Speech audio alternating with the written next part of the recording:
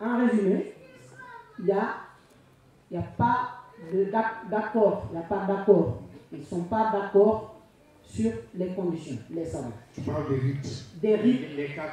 Des quatre rites, non seulement des quatre rites, mais même au sein des savants qui ne se reconnaissent pas dans des rites, il y a au moins une vingtaine d'avis sur cette question-là. Mais chez nous, Malikites, en tout cas, même pas chez nous Malikites, pour te dire la différence entre les éléments, ça passe déjà pour le nombre de kilomètres, la distance du moins, ça passe de 2 km minimum à 83 km. Vous voyez, donc on a un éventail très large. Mais chez nous, Malikites, minimum, en résumé, minimum, ce qui est sûr, c'est que 75 km, si tu pars pour une distance de 75 km, tu peux diminuer le nombre de rakas. Mais il faut que ça soit aussi un voyage pendant lequel tu ne vas pas faire plus de 3 jours. En le sachant avant de partir. Donc, c'est-à-dire, tu pars pour un voyage qui va durer minimum 3 jours, maximum plutôt 3 jours, et que tu vas dans un but licite. Deuxième chose, ou troisième chose, c'est que cette distance soit respectée. Les 75 km, il y en a qui disent 76 et quelques, il y en a qui disent 81, il y en a qui disent 83, même dans le rythme Malikites. Ailleurs, c'est même 2 km, il y en a qui disent si tu parcours une distance de 2 ou 3 km, tu peux diminuer. Donc, en résumé toujours, dans le rythme Malikites, 75 km, d'accord, il faut que le voyage soit licite, dans un but licite. Il faut que tu ne restes pas plus de 3 jours en le sachant au départ. C'est-à-dire, quand tu pars, tu dis, je vais rester 4 jours, 5 jours. À partir de 4 jours, tu ne peux pas, tu peux plus diminuer.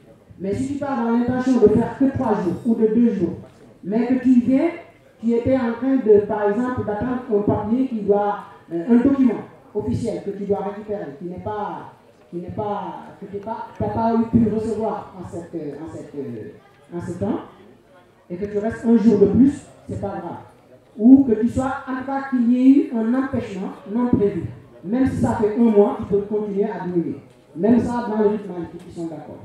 Donc, ce qui est sûr, c'est que dans le rythme Malikites, donc, il faut que tu saches que le nombre de jours que tu vas rester avant de partir n'est pas supérieur à 3 jours. La distance parcourue, 75 minimum, et que tu y ailles dans un but vraiment licite, valable au point de vue charia.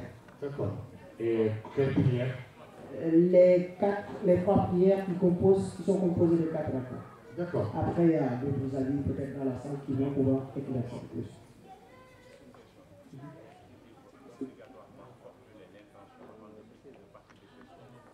Il y en a qui demandent s'il faut formuler l'intention de diminuer la prière avant de partir de chez soi. Non.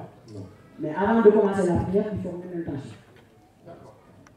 Et il y a une autre précision, dans le rythme Malikites toujours.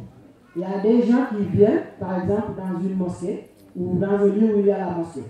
Il faut aller à la mosquée. Il faut prier en groupe et respecter, donc suivre l'imam. Cet avis aussi est partagé. Mais je parle d'un avis qui est, en tout cas, tout le monde est d'accord là-dessus. Ce que je dis là, c'est que tout le monde est d'accord là-dessus. En tout cas, il n'y a personne qui dit que si tu le fais, ce n'est pas valable.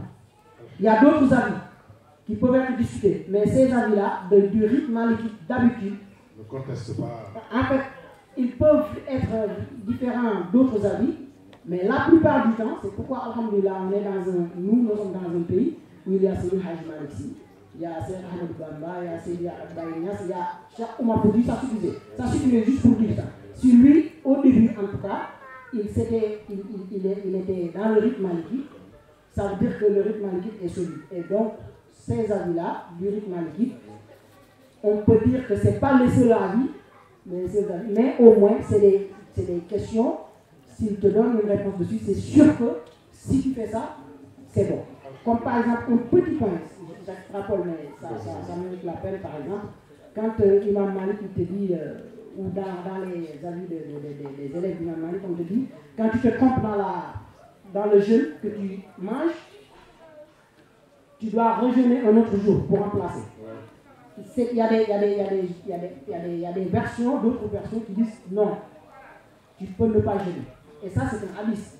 Mais ce qui est sûr, c'est que si tu jeûnes encore, c'est bon. Alhamdulillah.